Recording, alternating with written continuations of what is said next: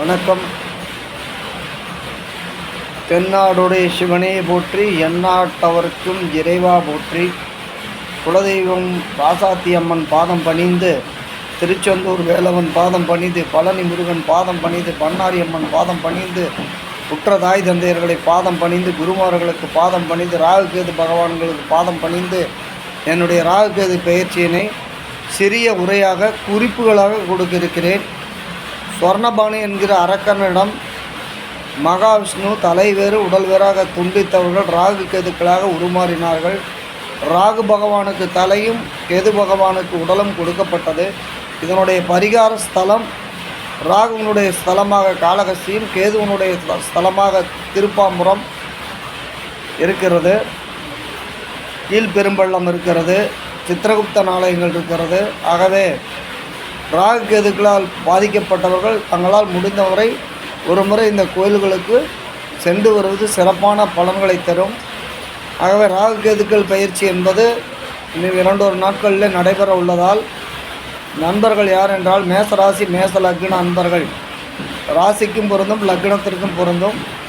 இவர்களுக்கு மேசராசிக்கு 11ஆம் இடத்துல ராகு பகவான் வர்றது லாபஸ்தானத்தை கொடுப்பதால் கூடுதலான வருமானம், அடிஷனல் இன்கம், இன்டைரக்ட் இன்கம் இருந்தால் இன்டைரக்ட் இன்கத்தை கொடுக்கக்கூடியது ராகு பகவான் தான். மூத்தவருடைய நட்பு, நண்பர்களுடைய உதவி, சிநேகிதம் இதெல்லாம் அமிர்தமாக கிடைக்கக்கூடும். அப்போ ஆப்போசிட் டைரெக்ஷனில் சிம்மராசியில் கேது பகவான் வருகிற பொழுது பூர்வீக புண்ணியம், குலதெய்வம், குழந்தைகள் விஷயத்தில் சற்று கவனம் தேவை. ரிஷபராசி ரிஷப லக்ன நண்பர்களுக்கு 10ஆம் இடத்துல ராகு பகவானும் 4ஆம் இடத்துல கேது வருகிறார். 10லே ஒரு பாவியாவது இருக்க வேண்டும். சனி, செவ்வாய், ராகு, கேது, சூரியன் போன்ற பாவ கிரகங்கள் இருந்தால் அவர்களுக்கு பதவி உயர்வு நிச்சயம் ஏற்படும் என்பது சாஸ்திரம் சொல்லுகிறது. கோச்சாரப்படி சில மாற்றங்கள் பதவிகளுக்கு உண்டாகும். அதே போல் பார்த்தோம்னால் 4ஆம் இடத்துல இருக்கிற கேது பகவான் என்ன பண்ணுவார்னா உடல் நலம் சார்ந்த கோளாறுகளை கொடுக்கக்கூடும். ஆகவே உடல்நலம் கவனம் தேவை. தாயாரின் உடல்நிலையில் கவனம் தேவை. வண்டி வாகனங்களில் செல்லுகிற பொழுது கவனமாக செல்ல வேண்டும். இது நாளிலே ராகு கேது இருப்பவர்களுக்கு ஒரு ஜனன கால ஜாதகத்திலே நாளிலே ராகு கேது இருப்பவர்களுக்கு முழுமையான மாற்றங்களை தரக்கூடியதாக இருக்கும். மிதுன ராசி மிதுன லக்ன அன்பர்களுக்கு பொறுத்து பார்த்தோமேனால் இவர்களுக்கு 9ஆம் இடம் என்கிற கும்பத்திலும் 3ஆம் இடம் என்கிற சிம்மத்திலும் விழுகிறது. 3, 6, 9, 11ஆம் இடத்துல ராகு பகவான் இருக்கின்ற பொழுதும் கேது பகவான் இருக்கின்ற பொழுதும் சுபாகு பலன்களை செய்வார். தான் இருக்கும் இடத்தை விருத்தி செய்து கொடுப்பார். ராகு பகவான் என்று சொன்னால் எதையும் விஸ்தாரணம் செய்து கொடுப்பது. ஆக பூர்வீகத்தில் இருக்கக்கூடிய நல்ல பலாபலன்களை, பாட்டம்பாட்டியாக சம்பாதித்த சொத்துக்களை லாங் ட்ராவல் பண்ணுவது, இது எல்லாமே இந்த டயத்தில் அவர்களுக்கு கிடைக்கக்கூடும்.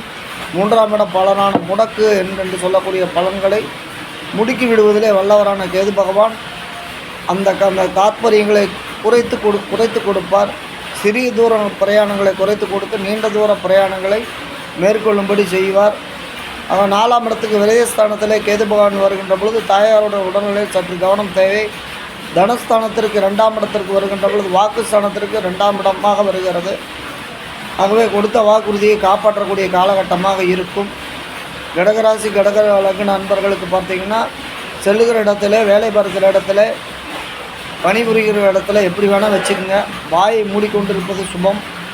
இப்போ வாயினால் வார்த்தைகளை தவறாக வெளிவிட்டு அதனால் வேலை இழப்புகள் ஏற்படக்கூடிய அபாயங்கள் கூட உண்டு.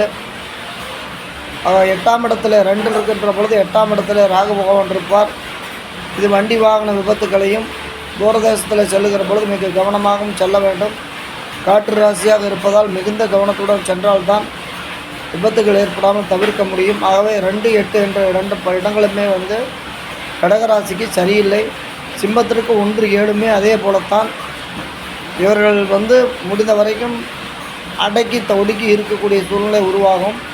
சன்னியாசம் செல்லக்கூடிய சூழ்நிலைகள் சிலருக்கு உருவாகும். சிலருக்கு கோயில் குளங்கள் செல்லக்கூடிய சூழ்நிலைகள் உருவாகும். 7லே வருகின்ற பொழுது புதிய நபர்கள், புதிய பார்ட்னர்கள் யாரையும் அனுமதிக்க வேண்டாம். புதிய முதலீடுகளை தவிர்க்க வேண்டும். பேராசைகளை தவிர்த்து கொண்டாலும் ராகு கேது பகவான் சிம்ம ராசி சிம்ம லக்னத்திற்கு யோகத்தை செய்வார். கன்னியாராசி அன்பர்களை பொறுத்தவரைக்கும் பார்க்கின்ற பொழுது விரயஸ்தானத்திலே கேது இருக்கின்ற பொழுது சுப விரயங்களாக கோயில் குளங்களுக்கு சென்று வரலாம். திருமண வைபவ காரியங்கள் இருந்தால் திருமண வைபவ காரியங்களை நடத்தலாம். 7ஆம் இடத்துல அர்த்தமாஸ்ட சனி இருக்கிறது, எதிலும் விழிப்புணர்வு தேவை. 6ஆம் இட ராகு தைரிய வீரியஸ்தானத்தில் இருந்தால் எது வந்தாலும் நடக்கட்டும், என்னடா நடக்கும் நடக்கட்டுமே என்று அவர்கள் தைரியமாக இருக்கலாம். இந்த தைரியஸ்தானம் நன்றாக இருக்கிறது. இப்போ துலா ராசி துலா லக்ன அன்பர்களை பார்த்தீங்கன்னா 5-11, 5ஆம் இடம் குலதெய்வம், 5ஆம் இடம் குழந்தைகள், 5ஆம் இடத்துல இருக்கிறது தான் பூர்வீக புண்ணியம்.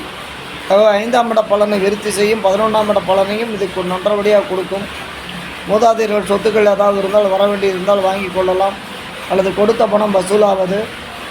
புதிய நபர்கள் முஸ்லீம் நபர்கள் என்று வைத்துக் கொள்ளுங்கள், இவர்களுடைய தொடர்பு ஏற்பட்ட ஆதாயங்கள் கிடைப்பது. அந்நிய நபர்கள் மூலம் வருமானங்களை ஈட்டக்கூடிய காலகட்டமாக இருக்கிறது.